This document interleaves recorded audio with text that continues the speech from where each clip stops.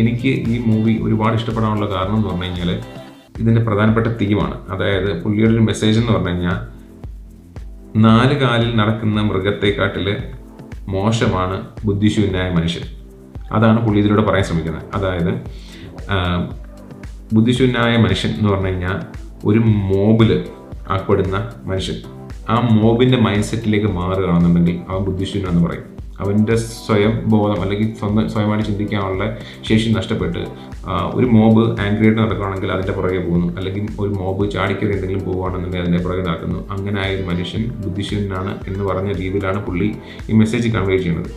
അപ്പം ആ ഒരു മെസ്സേജ് ശരിക്കും പറഞ്ഞു കഴിഞ്ഞാൽ നല്ല രീതിയിൽ നമുക്കിലേക്ക് കൺവേ ചെയ്യാനായിട്ട് പുള്ളിക്ക് കഴിഞ്ഞിട്ടുണ്ട്. ഒരു സീനിൽ